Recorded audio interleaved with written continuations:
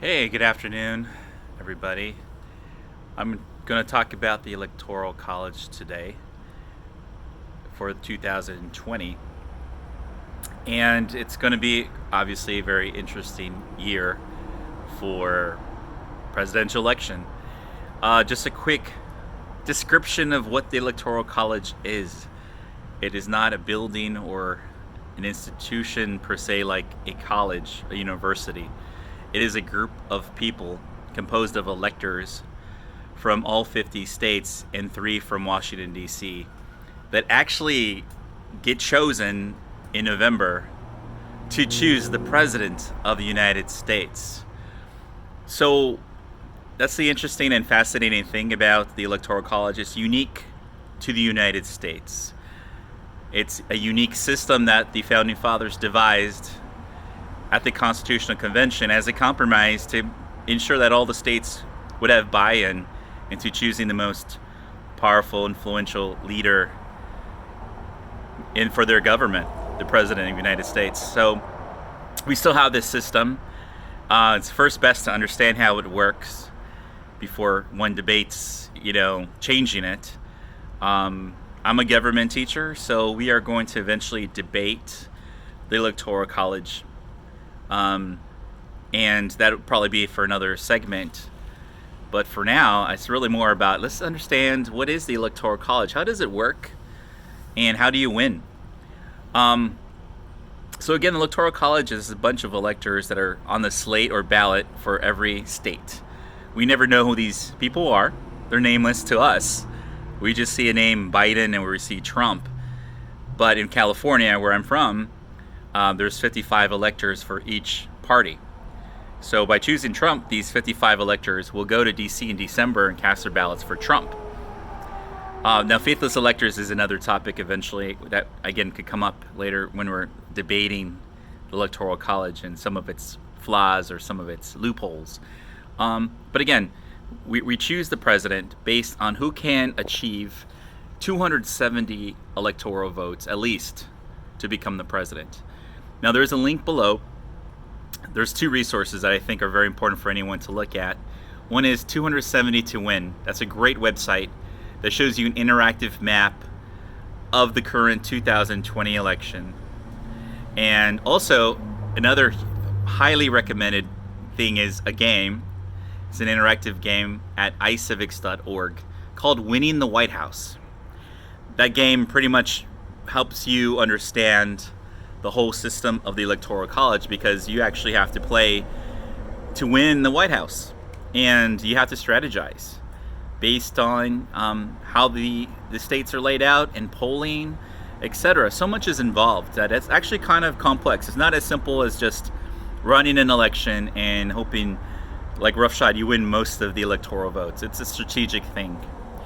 If you look at the interactive map at 270 to Win, you see that right now Biden has approximately 183 kind of locked up electoral votes. When we say locked up, we mean that some states are safely Democratic. They're going to vote Democratic in November. That includes my state of California. That includes New York, which are 2 of the largest states with the most electoral votes. Now, electoral votes are composed of the number of people who sit in the House of Representatives plus the U.S. Senate. So minimally, a state would have 3 electoral votes. That's the minimum because every state has 2 U.S. senators who sit in Congress, who represent them, and at least 1 congressperson. Sometimes 1 congressperson represents the whole state, much like a senator, except they have to run for re-election every 2 years. That's the difference. Some states are small like that, and there's a handful of them. That includes Washington, D.C., which is not a state, but because people live there and they have fought for statehood in the past, they still get represented in the presidential election with these 3 electoral votes, which is, again, the minimum that a state can have, just to include, again, the residents, the citizens of Washington, D.C., the District of Columbia. So a safe state is like California. It's very strongly blue. It's dark blue in the interactive map below. And that means like pretty much Trump can come here and try to create some momentum. He can try to do a rally. He could even run some advertising in California, but it might be a very poor use of his resources. So that's where this strategy comes in. A president may not want to spend money in a state where it's going to go to the other side, or the other party. So California probably won't see these really charged negative advertisements. The 6 states, when it comes down to about 6 states, at least currently in this election, to look for and pay attention to. And too bad we don't live there, because they would get so much advertising. I bet they have already. They actually have had a few ads already running against both Biden and Trump, even though right now Biden is just the presumptive nominee for the Democratic Party. They haven't even had their convention. What's amazing is that we live right now through a time with the pandemic of COVID-19 where the convention, which is normally a huge thing for the Democratic Party and the Republican Party, but right now for the Democratic Party, for the candidate to gain momentum in their campaign and get some free advertising in the media, and that's when they normally announce the vice president, etc. It's usually a big platform for the Democratic Party, as well as the Republican Party. But Republicans know who the candidate is, and they already know a lot. So it's not as crucial to them for the convention to be held and televised and presented in media to the whole electorate in the United States. But that being said, the point is,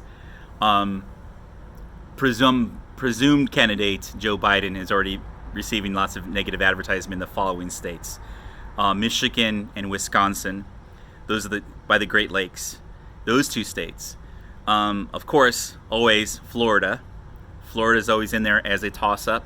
It's gone Democrat sometimes. It's gone Republican sometimes. And it was a scene, of course, of the famous 2000 Gore versus George W. Bush campaign, where it hinged on one state, specifically Florida. It's also North Carolina, Arizona, and Pennsylvania. Those are the 6 states that, if you look at the interactive map, must go one way or the other and will determine the next president of the United States this year in this presidential election cycle. So we gotta like really study what's going on in those states and see how they're leaning. Right now, they're a toss-up state, or one would call it a swing state. Right now, I think most of those states do favor possibly the Republican Party. Right now, okay. Right now, as I'm speaking, though, lots going on in politics. Right now, the media has been running for almost a week. Just one statement that President Trump issued, that they're just making the headline, which is that he told people roughly that, hey, baby drinking a disinfectant could kill the virus inside the body, and it's just kind of been blown up. So that's, even though it's not an actual advertisement from the Biden campaign against Trump, it's almost like a negative advertisement in its effects on the Trump campaign, meaning they're losing some points there and losing some momentum. It has that effect. And the media has been playing it for 3 or 4 to 5, 6 days in some areas, over and over again. So it's like actual media, free media, for Biden, technically against Trump. I mean, that's why people choose to run advertisement. So in this case, at this moment, Trump is probably being hurt by free media, although back in 2016 he was much aided by the free media. Everyone focused on him every day of that election cycle versus Hillary Clinton. Hillary Clinton, was running ads, but she had to pay lots of money, and Trump was on the TV free every day before the electorate. And sometimes there was some negative focus, but at the same time it was free advertisement for Trump, and it helped him considerably. Right now, at this moment, of course, it's some things are hurting Trump. In California, I don't see the negative ads against Biden. I do know what those are, and I do know what's being run against him. Maybe for another conversation, one that we can be a little more politically nonpartisan, but evaluative of what's going on. Probably in the next presentation after this. But right now, again, what is the Electoral College? Back to that, right? So 270 to win. That means these 6 states are the crucial states for both parties to focus on. And again, this involves, again, the benefits of Electoral College. Again, gaining eventually we're going to get to the pros and cons of both sides, is that, you know, all the states are involved. All the states get heard and they have a voice. It's done state by state. And the plurality winner or majority winner in each state usually is a winner take all, except for 2 states, Nebraska and Maine. Meaning whoever wins the most votes in that state wins all the electoral votes that that state can offer. And again, that must total 270 or more to win. I would just add this: in the game, winning the White House, which again is a great game to play. Everyone can play it. It's very fun. It takes about maybe 35 minutes. It's because, you know, it's a campaign. It's like you got 10 weeks to change people's mind. And we're very early. It's not even May yet. May's just around the corner. But there's plenty of time for campaigning and trying to change people's minds to vote in November. And there's lots of issues, again, that one can talk about, especially during this time, about voting, etc., and about what's going on in people's minds in their forefront. I don't think people are thinking so much about the election 100%, right? Because there's so many other things that are much more crucial and urgent. But anyway, the point is, again, the Electoral College requires a candidate to get that many electoral votes to win. And at this time, candidates run advertising. They have fundraising. They must fundraise millions of dollars because advertising costs so much money. And again, like I mentioned before, these are the 6 states which most of that advertising will be run to sway those voters because they are swing states, meaning they're not leaning one way or the other technically at this moment. There will be positive advertising, meaning a candidate will say, this is what I stand for, this is what I will do if I were elected president. And there's also negative advertising, focusing on the flaws and some of the problems or policy differences between the candidates. Usually that's aligned according to the state. If I were to run negative advertising against a particular candidate, I would see how people feel about those issues in that state, and see how the candidate feels about those issues, and run something that might create a wedge between the electorate in that state and the candidate. So it takes precision in terms of polling. You have to poll people to see what issues matter to them. It could be unemployment or employment, the economy. It could be immigration.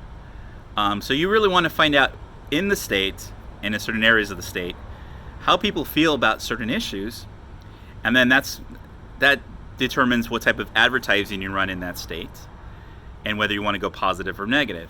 Again, to create momentum in that state so that later on when you poll again in the next month or next weeks, you see a difference. You see that the advertising is changing people's minds. So anyway, that's it in a nutshell. The Electoral College has been obviously working for the United States. It is the constitutional process by which we choose our president. Some of the issues that come up is that sometimes you can win the popular vote and still not be president, and that's happened at least twice in our most recent memory. In 2000, Gore versus George W. Bush, and most recently in 2016 when Hillary Clinton went up against Donald Trump. She had like 48% of the vote, and Donald Trump had 46%. Almost 2.87 million votes difference. But like I mentioned before, some of the reasons why Hillary didn't win some of those states might have been because she chose not to run advertising in crucial swing states that, unfortunately for her at the time, the polling showed that she was going to win or she was leading. So polling, though it's a great, and basically what people base on, like how do people like me there, you know, gauging your popularity. In 2016, it kind of backfired because certain staff members of the Clinton campaign decided not to run advertising or have Hillary visit that state as frequently, thinking it might have been leaning Democrat when instead it might have been more of a toss-up or a swing state. So there's always ways to change the momentum in states that lean left or right. Georgia might be one of those that lean Republican right now. Leaning meaning like it's kind of going that way, but it's not a safe state. That's why candidate Joe Biden, when he's thinking of who to nominate or choose rather for his vice presidential running mate, he's I think narrowed it down to maybe at least 4 or 5 women, because he did promise the vice president to be a woman candidate. He may really have to think geographically. There's been discussion about who would help him, right? Who would help him?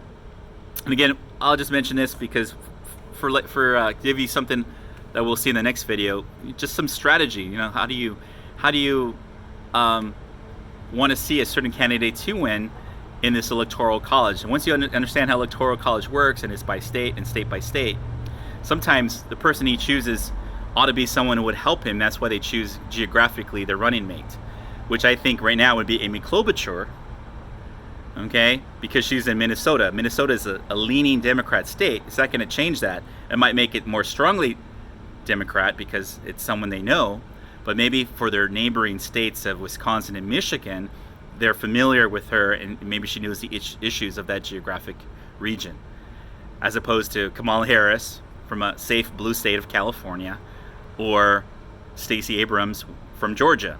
She ran for governor, and she was close. So can she help flip Georgia to being blue by being on the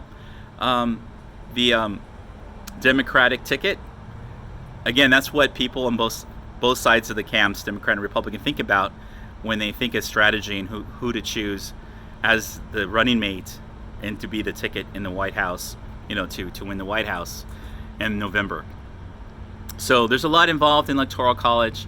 It is the current system. So you win the popular vote, it doesn't really make a difference. You win the popular vote in each state. That's the key thing. You want to win and get the most votes in each state, not overall, total. Okay, because maybe they'd fly just to New York and California and get most of the votes there. That may not be fair to many of the people who live between the coastal states. So anyway, that's Electoral College in a nutshell. Again, check out the links below, icivics.org to play the game Winning the White House, and the interactive 2020 Electoral College map at Win 270 to win. Okay, have a great day, everyone.